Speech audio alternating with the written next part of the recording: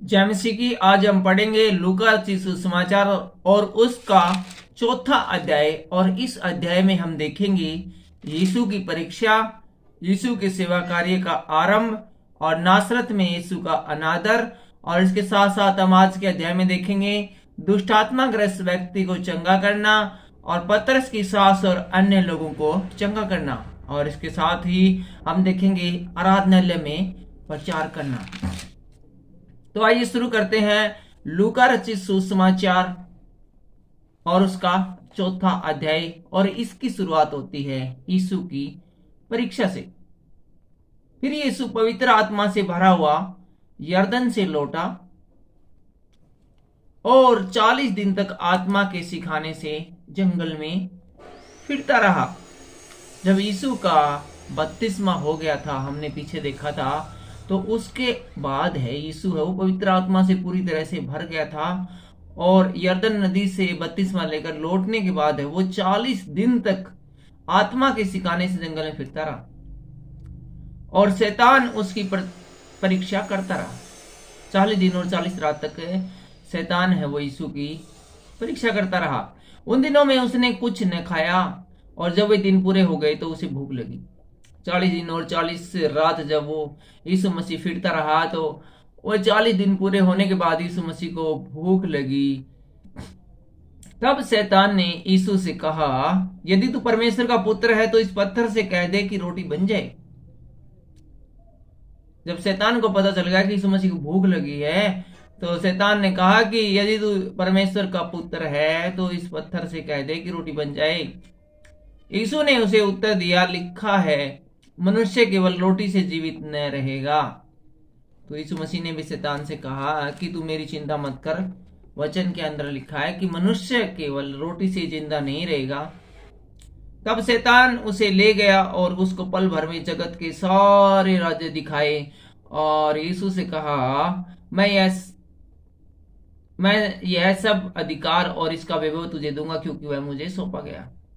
तो यीशु मसीह को बहुत ऊंचे पहाड़ पर ले गया और वहां से बहुत से राज्य और बहुत से देश यीशु मसीह को दिखाकर कहा कि इन सब का अधिकार मैं तुझे दे दूंगा क्योंकि इनका अधिकार मुझे दिया गया है और जिसको मैं चाहता हूं उसे मैं दे सकता हूं। इसलिए यदि तू मुझे प्रणाम करे तो यह सब तेरा हो जाएगा।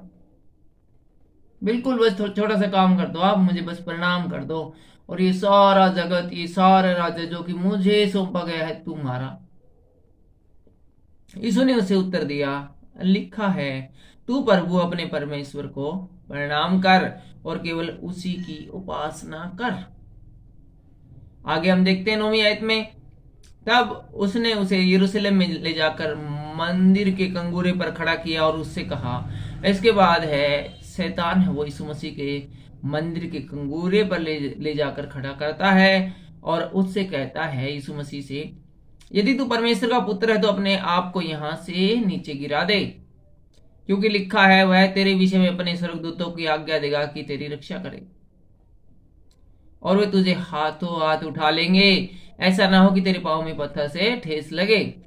यीशु ने उसको उत्तर दिया, यह भी लिखा है तू प्रभु अपने परमेश्वर की परीक्षा न कर। जब शैतान सब परीक्षा कर चुका तो कुछ समय के लिए उसके पास से चला गया। शैतान ने जब ये तीनों परीक्षाएं कर ली और तीनों परीक्षाओं करने के दौरान यीशु ने कोई भी बात शैतान की नहीं मानी तो शैतान यीशु मसीह को छोड़कर उसके पास से चला गया। और आगे हम 14वीं आयत में देखते हैं यीशु के सेवा कार्य का आरंभ। फिर यीशु आत्मा की सामर्थ्य से भरा हुआ गलील को लौटा और उसकी चर्चा आसपास के सारे देश में फैल गई और वह उनके आराधनालयों में उपदेश करता रहा और सब उसकी बड़ाई करते थे। और 16वीं आयत से लिखा है, नासरत में यीशु का अनादर। फिर वह नासरत में आया जहां पाला पोसा गया था और अपनी रीति के अनुसार सब्बत के दिन आराधनालय में जाकर पढ़ने के लिए खड़ा हुआ था। फिर इसके बाद हम देखते हैं कि यीशु मसीह नासरत में आ गया था और यीशु मसीह की वहां पर एक सब्बत के दिन है वो बारी लगती थी वचन को पढ़ने की। तो यहाँ पर जब यीशु मसीह की वचन की पढ़ने की बारी आई तो यीशु मसीह ने आराधनालय में जाकर वो वचन पढ़ने शुरू किए। 17वीं आयत से हम देखते हैं, यशायाह भविष्य की पुस्तक उसे दी गई और उसने पुस्तक खोलकर वह जगह निकाली जहां लिखा हुआ था। तो जब वहां पर वचन पढ़ने के लिए यीशु मसीह जाते हैं तो उससे यशायाह भविष्यवक्ताओं की पुस्तक है वो खोल कर दी जाती है और यीशु मसीह ने यशायाह भविष्यवक्ताओं की पुस्तक में से वो पॉइंट, वो आयत निकाली जिसके अंदर लिखा था, प्रभु का आत्मा मुझ पर है इसलिए कि उसने कंगालों को सुसमाचार सुनाने के लिए मेरा अभिषेक किया है और मुझे इसलिए भेजा है कि बंदियों को छुटकारे का और अंधों को दृष्टि पाने का सुसमाचार प्रचार करूं और कुछ लोगों को छुड़ाऊं और प्रभु के प्रसन्न रहने के वर्ष का प्रचार करूं। तब उसने पुस्तक बंद करके सेवकों के हाथ में दे दी और बैठ गया और आराधनालय के सब लोगों की आंखें उस पर लगी थी। तब वह उनसे कहने लगा, आज यह लेखा तुम्हारे सामने पूरा हुआ।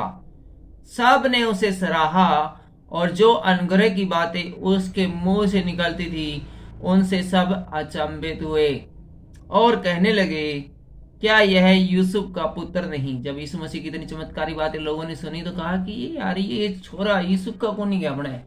यूसुफ और तो बड़े सीधे साधे आदमी थे, उन्हें तो इतनी समझ नहीं थी, लेकिन यो छोरा बड़ा यार कमाल का है, कितनी ज्ञान की बातें पढ़ के सुनाई, इतना गहराई वाले बात पढ़ के सुनाई और कहा कि ये वचन पूरा हुआ।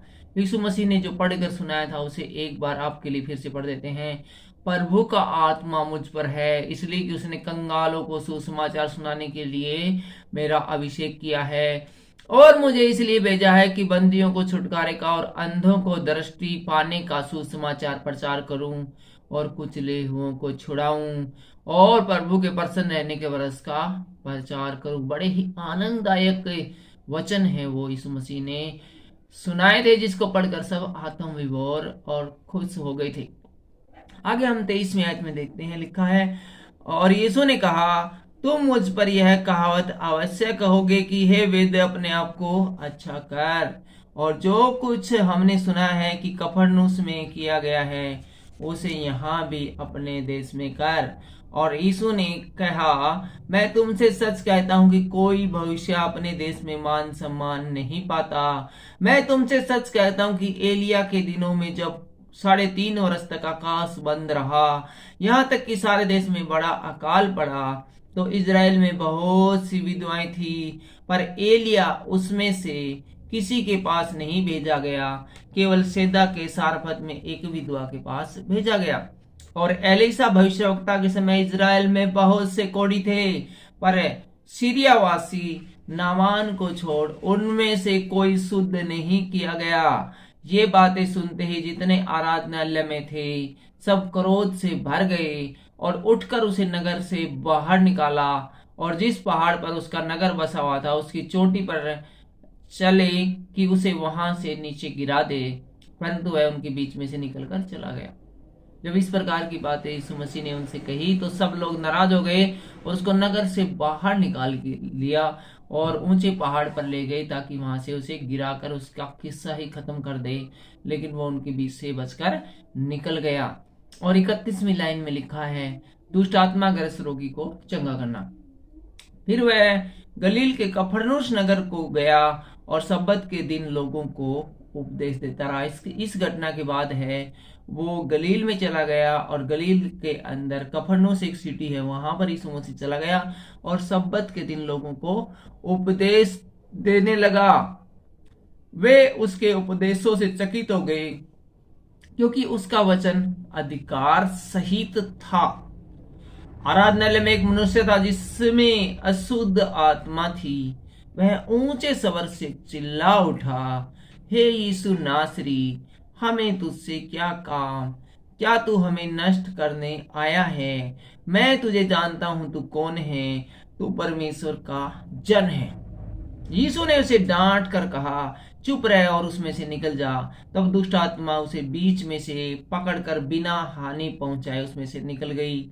इस पर सबको अचंभा हुआ और वे सब आपस में बातें करके कहने लगे, यह कैसा वचन है, क्योंकि वह अधिकार और सामर्थ्य के साथ अशुद्ध आत्माओं को आज्ञा देता है और वे निकल जाती है इस प्रकार चारों ओर हर जगह उसकी चर्चा होने लगी। दुष्ट आत्माएं यीशु मसीह को देखते ही चिल्लाने लगती थी और वे कहते थे कि हमें पता है कि तू कौन है, तू परमेश्वर का पवित्र जन यीशु मसीह है। लेकिन हर एक दुष्ट आत्मा को यीशु मसीह कहते थे कि लोगों को मेरे बारे में मत बताओ, चुप रहो, खामोश रहो, क्योंकि यीशु मसीह को पता था कि जब उसे सूली पर चढ़ा दिया जाएगा और तीसरे दिन जब जिंदा हो जाएंगे तो थोड़े से लोगों क्यों समस्त सृष्टि को, समस्त जगत को ये पता चल जाएगा कि वो परमेश्वर का पुत्र है। लेकिन यीशु मसीह चाहते थे कि सही समय के ऊपर सब लोगों को इस चीज की जानकारी हो। 38वीं लाइन में हम देखते हैं, पतरस की सास और अन्य लोगों को चंगा करना। वह आराधनालय में से उठकर शमौन के घर में गया।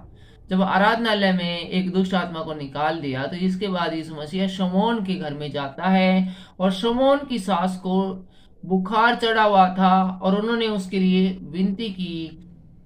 उसने उसके निकट खड़े होकर जवर को डांटा और जवर उतर गया। यीशु मसीह उसकी सास के पास गया और बुखार को डांटा और बुखार तुरंत खड़ा हुआ और वह तुरंत उठकर उसकी सेवा टहल करने लगी। कहाँ तो वो 104 डिग्री बुखार में तड़प रही थी, मुंह से झाग निकल रहे थे और यीशु मसीह ने जैसे ही उसके पास आकर बुखार को डांटा तो वो तुरंत ही चंगी हो गई और उठकर सेवा टहल करने लगी। यीशु मसीह के लिए चाय पानी का प्रबंध करने लगी।